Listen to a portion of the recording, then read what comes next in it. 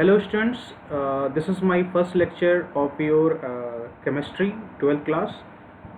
In this video lecture I am going to cover the syllabus of unit number 1. I will be discussing what is in the syllabus of unit number 1. Then we'll discuss some basics about the solid states and type of the solid states. So basically this is an introductory video lecture, so the content will be the introductory part of your unit number 1 of your chemistry 12th class.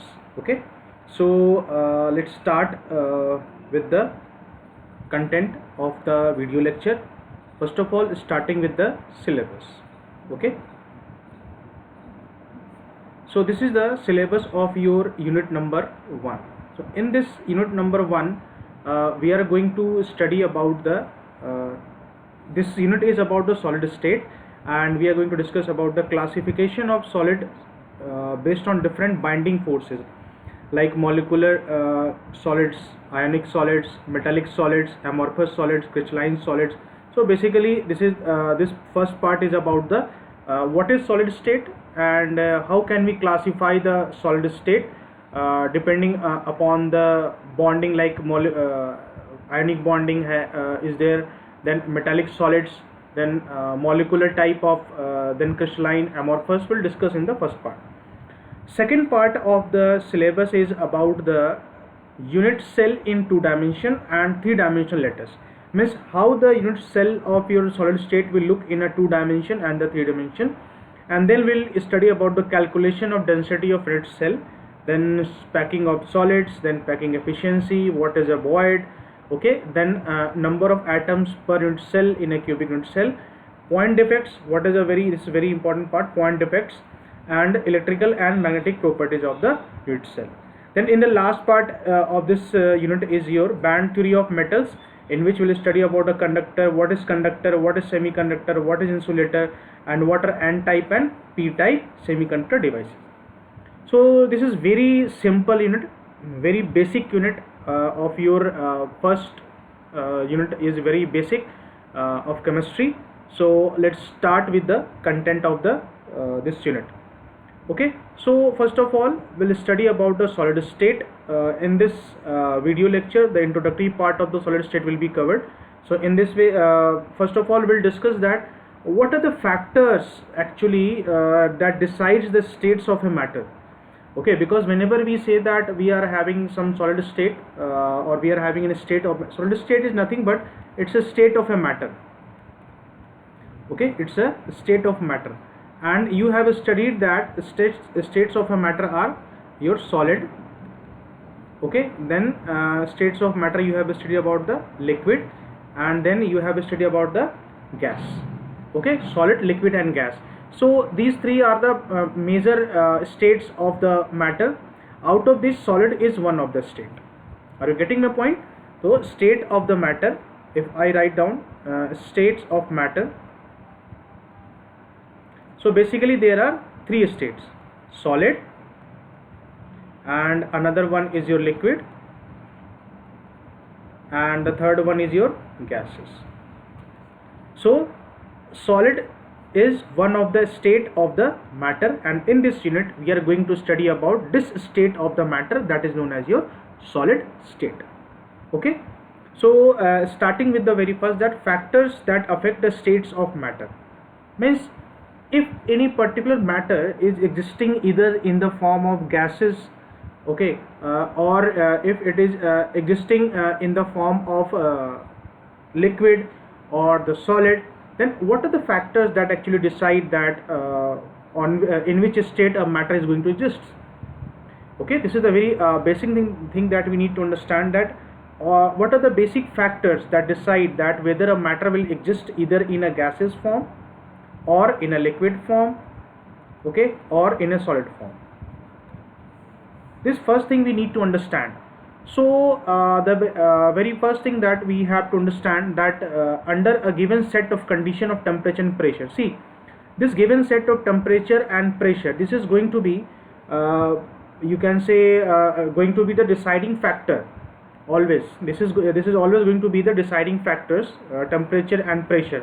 because in chemistry wherever you study, you will study about the normal temperature and pressure, standard temperature, pressure, NTP, STP. So this TP, temperature and pressure part, is going to play a very vital role in the chemistry part. In fact, it plays a very vital role in the other domains also. In physics also sometimes temperature and pressure plays a very vital role, but we are studying chemistry, so I am telling in terms of chemistry that this temperature and pressure is going to play a very important role in the complete syllabus, or in the complete chemistry world, you can say.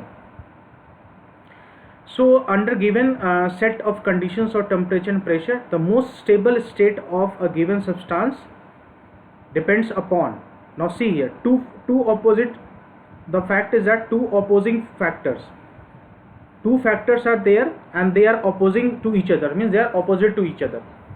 First one is your intermolecular forces, second one is your thermal energy. First of all, we'll try to understand this sentence, that why it has been written two opposing factors. Factors are there, but how they are opposing to each other, how they are opposite to each other, and how they are opposing each other, in fact. So you can understand in any language or in any manner. Now I'll take this thing in this manner, that see, thermal energy, first of all, take the example of thermal energy. Now for example, this is one of the particle and this is another particle. Let's say that this is a particle P1 and let's say this is particle P2.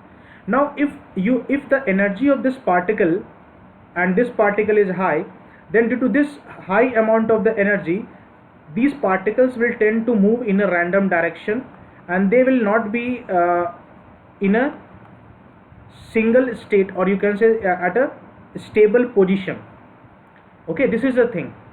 Whenever these particles will have greater amount of thermal energy, then they will move randomly in a you can say in a random direction, just because of their high thermal energy. So it will be difficult to bound these two things. Okay, it will be difficult to bond these two things. So the first thing is that if thermal energy is high, okay, then randomness will be higher. Okay, then randomness is higher. Randomness in terms of position I am telling. Okay, randomness will be higher, means they will be randomly moving here and there. And now if they are moving here and there, then the second part, then the another thing is intermolecular forces. Intermolecular forces means those forces which exist whenever we have a molecule formation. Are you getting my point? For example, if I say that H2O, so H2O is a molecule. Okay, H2O is a molecule in which we are having the water molecule there. So if the thermal energy will be very high, then what is going to happen? The bonding force, or the force that is binding these two molecules, okay, will get weaker or will become weaker because of this randomness of the these particles due to high thermal energy, and hence they will not exist in a particular place, or a particular place is very difficult for them to acquire them. Okay, so they will try to move here and there. I just give you a very simple example, although it's example of your gases, but I just give you that whenever in the summer season, what happens actually, whenever the sun rays are very intense, then all the particle and air molecules present in the atmosphere, they get heated up and they start moving randomly here and there, and they makes the sun strokes and all. It's a very common example of the thermal energy. So in that case, now see the effect of energy of sun rays. Even water starts, even the evaporation of water increases. So this thermal energy is weakening the bond between hydrogen and the oxygen. Are you getting my point? So where is the thermal energy playing a very vital role? You can take an example that in the morning or in the afternoon, when you boil a cup of the water, then after certain duration of the time, the molecules convert into vapor. So what is this conversion actually? This conversion is nothing but the breaking of the bond between hydrogen and oxygen. And whenever you are hitting something means what? You are providing energy. So and whenever you are providing the energy, then energy is being gained by the molecules present there, and due to this energy they start moving randomly, and the stretch between the bond breaks and they separate out. Okay, that's why it is being written there. There are the two opposite factors, in fact. Intermolecular forces and the thermal energy are the, in fact, two important factors and opposing factor, in fact, to which govern the states of a matter. Now, intermolecular forces tend to keep the molecules closer, that I was telling to you, whereas thermal energy tends to keep them apart by making them move faster. This thing I have already explained by taking the example of your water molecule and this thing. Now the third part, at sufficiently low temperature. Now when the temperature is very low, then thermal energy is very less, and when thermal energy is less, then automatically the movement of the molecule becomes very slow. Okay, practically they will vibrate at their mean position, but ideally if you think that if the temperature is very low, then they will exist in a particular place, and whenever they will exist in a particular place, then they will be at a fixed position, and when the position will be fixed, then the bonding will be strong, and when bonding will be strong, then matter will exist in solid state. I repeat, whenever thermal energy is less, okay, then these two molecules, for example, they will exist in a particular place, and when they will exist in a particular place, then there will be a molecular bonding between these two will be stronger, and when molecular bonding will be stronger, then the existence of that very particular matter in the solid state is higher, or the probability of that matter to exist in the solid state is higher. This is the explanation of this third point. Okay. Now the characteristic properties of solid state. What are the characteristic properties of solid state? They have a definite mass, they have a definite volume, they have a definite shape. Intermolecular distances are short, very short intermolecular distance they have, as I just told you that. Forces, intermolecular forces are strong. In fact, if the intermolecular forces will be strong, then and only then the distance will become shorter, and they will exist in the state of a matter that is known as a solid state. Their constant particles, atoms, molecules, ions have the fixed position. So this point is nothing but this point you can derive from point number 2 and 3, but although it has been given a different point, and can only oscillate about their mean position. This thing I was telling to you, that oscillation about the mean position, and they are incompressible and rigid.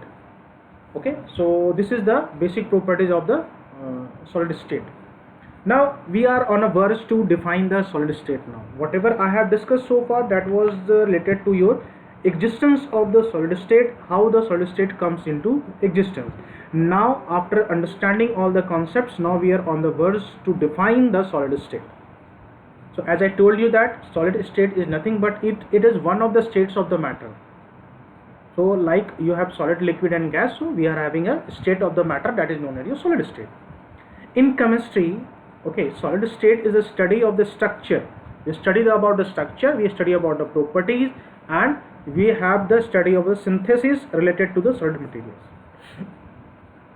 Okay, now based upon the arrangement of constituents, means arrangement of the particles, we are having different types of solid state like crystal solid and the amorphous solid. So we will study this thing one by one, what is crystalline solid and what is amorphous solid.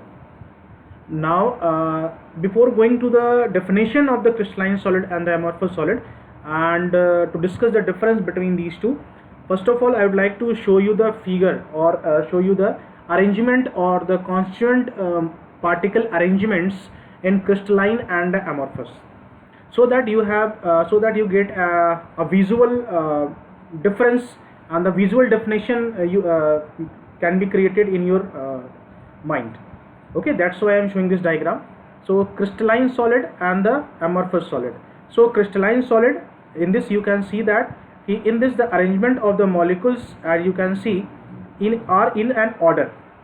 Okay, and this order is being maintained everywhere in the matter, means for a longer range. Okay, this arrangement or this exact arrangement, you can say more precisely, the exact arrangement is being maintained for the complete structure of the solid state, you can say, or the complete matter, you can say.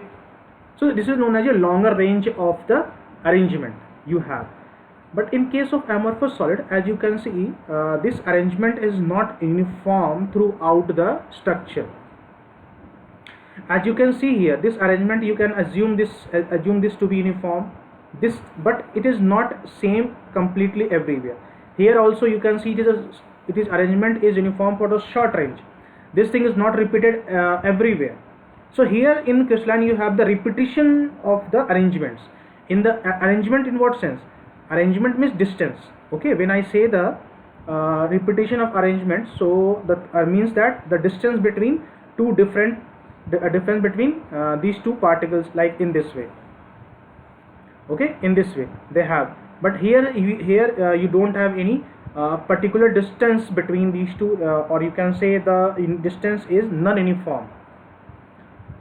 Okay, now we are on the verge to define the crystalline solid. So crystalline solids, the solid with highly ordered arrangement of their particles.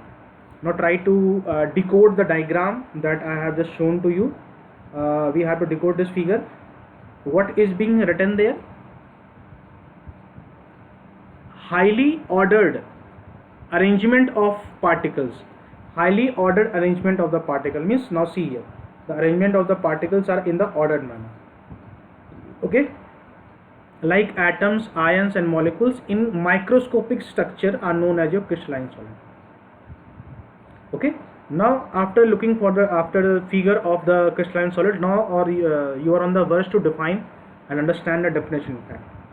And amorphous solids are here the solid in which particles are not arranged in any specific order, or solid that lack the overall order of a crystalline lattice. Okay, so these are called your amorphous solids. Okay, so in this way we have defined all these things, and here is one of the difference between crystalline solid and the amorphous solid. So as you can see, another definition in terms of difference, that constant particles are arranged in regular fashion containing short range as well as long range order. Short range order and long range order means what? If randomly if you will check out this position, then you will find the same arrangement, and if you take the randomly the large range of the matter, then again you get the same kind of arrangement. So this is your short range and the long range of order which is being mentioned here. And in case of amorphous, you have a short range order, means the regular fashion of the arrangement of the constant particles will be limited to the shorter range, shorter distance. Okay, so this was all about your first lecture of your chemistry 12th class, unit number 1, solid state. So in the next lecture I will be discussing more topics of unit number 1. If you have any doubt in this video lecture or any further video lectures, then you can write the doubt in the comments. I will be making making videos and then including those doubts that you asked by you. Okay, so I'll be making whenever I'll make further videos, then I'll include the doubts asked by you in that video, and then I'll discuss the further topic. Okay, so thank you so much for watching this video and take care of yourself.